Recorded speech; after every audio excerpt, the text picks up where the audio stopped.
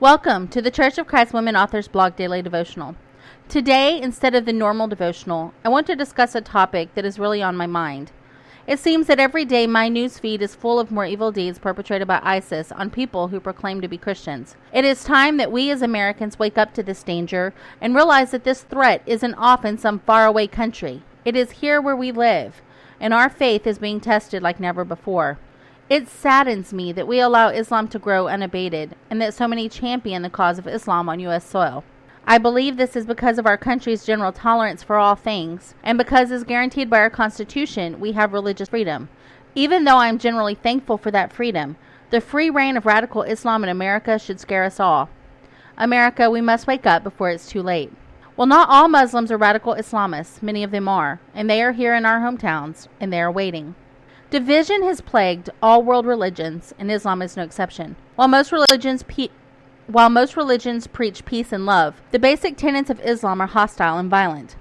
However, there are several groups or sects of Muslims. They can be divided into three basic groups: modern liberals, traditionalists, and radicals. The purpose of today's devotion is to enlighten you in the differences between these sects of Muslims. It is also to inform you why both traditional Islamists and radical Islamists are a danger to the free world, Christian and otherwise. There are some people who follow the teachings of Muhammad, who have a more liberal worldview. These followers are more peaceable and tolerant of other people, nations, and religions around them. Modern liberal followers of Islam are not those who declare jihad on every person who doesn't believe in the tenets of Islam. They are Muslims that try to follow the teachings of Muhammad in a way that conforms to modern society. These particular followers are the ones that the media often says are a true representation of the Muslim world. The media tries to persuade the public to believe that this liberal view is the normal. Unfortunately, it is not. Traditional Muslims follow the tenets of Islam without question, but also desire to be part of the modern world. Traditionalists walk a fine line between radical Islam and modern liberal Islam. Traditional Muslims follow the tenets of Islam without question, but also desire to be part of the modern world.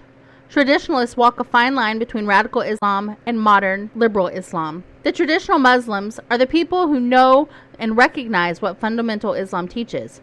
This recognition allows the traditional Muslim to understand that radical Islamists follow Islam in a way that it was truly intended to be followed.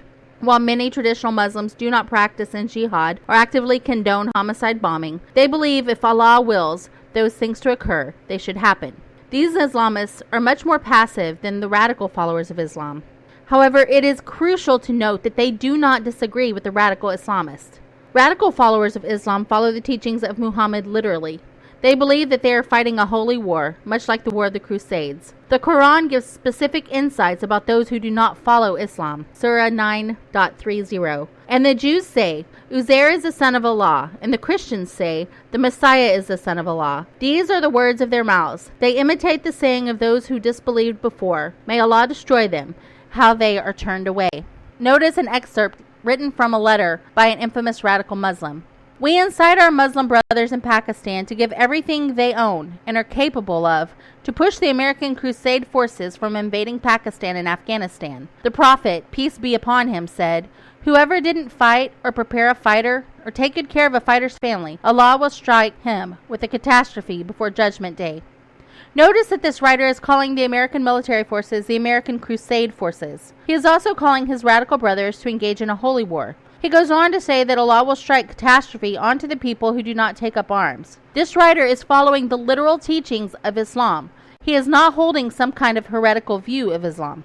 He goes on to say, I announce to you the good news, my loved brothers, that we are steadfast on the path of jihad for the sake of Allah, following the example of the Prophet, peace be upon him. We ask Allah to make him victorious over the forces of the infidels and tyranny, and to crush the new Christian-Jewish crusade on the land of Pakistan and Afghanistan. Notice his language. He refers again to the military as a crusading force, this time the Christian-Jewish crusade force. His terminology is not an accident. He is telling his audience that he is fighting a holy war. So who was the author of these words? The late Osama bin Mohammed bin Laden. While he is no longer a threat, his words still live.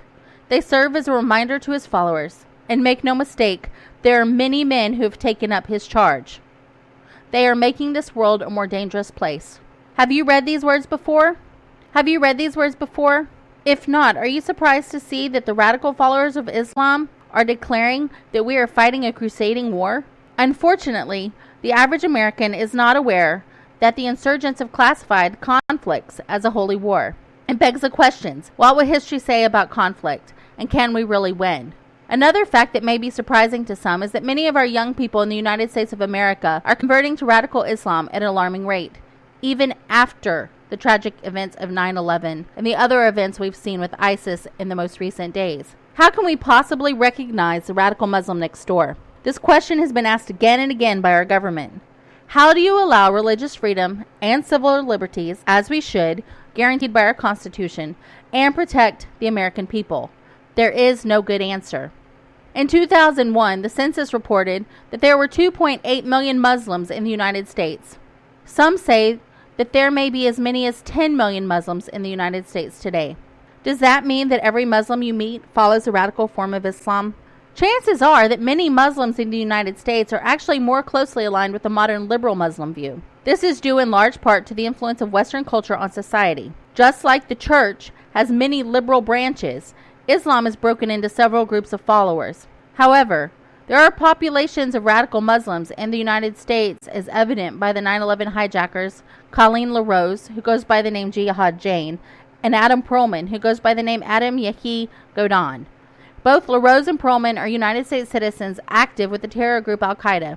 According to Fox News, there is an all-English Al-Qaeda magazine dedicated to teaching citizens how to make car bombs, how to complete lone wolf operations, and what places make the best targets. Radical Islam is not going away. If anything, it is growing in the U.S. and abroad. Unfortunately, the United States is a perfect place to grow radical Islam because we are extremely tolerant of all points of views and religions. Watch groups in our country are also extremely vocal about the FBI profiling mosques and placing many names on the do not fly list. Do these people realize the dangers of radical Islam?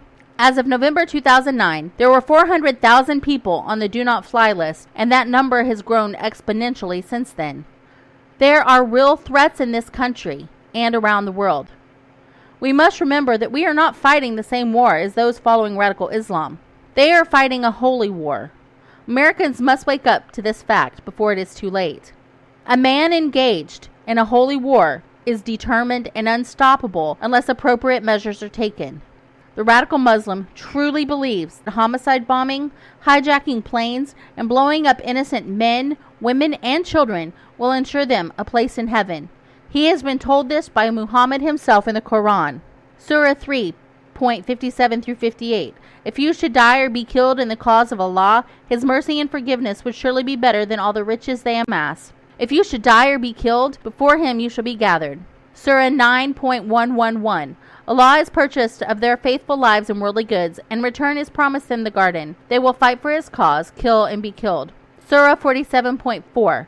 When you meet the unbelievers, smite their necks. Then when you have made wide slaughter among them, tie fast the bonds, then set them free, either by grace or ransom, until the war lays down its burdens. Note that the Quran teaches that the radical Muslim will be rewarded greatly for his evil deeds. Surah 4.74. Let those fight in the cause of God who sell the life of this world for the hereafter. To him who fights in the cause of God, whether he is slain or victorious, soon we shall give him a great reward. Surah 78.31-43. Surah 78.31 through 43. But for the God-fearing is a blissful abode, enclosed gardens and vineyards, and damsels with swelling breasts, and their peers in age and a full cup. Surah 55.54. On couches with linings on brocade shall they recline, and the fruit of their two gardens shall be within easy reach. Surah 44.52 through 54. Amid gardens and fountains, clothed in silk and richest robes facing one another. Thus shall it be, and we will wed them to the virgins with the large dark eyes. There are some people who claim that reading these verses from the Quran is taking the Quran out of context. I would submit to you that the Quran is taken out of context by those who are following a more liberal viewpoint. Wake up. Pay attention. Watch the news. Those who are following radical Islam and those who are holding to traditional Islam believe these words. They are not some archaic references written a long time ago that have no meaning. They believe them, they hold fast to them, and they are teaching others. This world is in danger. We must wake up to that fact. We must ignore media outlets who are telling us that all Muslims are peaceful and that true Islam is a religion of tolerance and love. It is no such thing. The Quran teaches a religion of violence and hatred, and the followers who truly believe the Quran's teachings, its literal meanings, and have not been influenced by Western society are a deadly threat to every man, woman, and child on this earth. May the world truly understand what is going on before it is too late.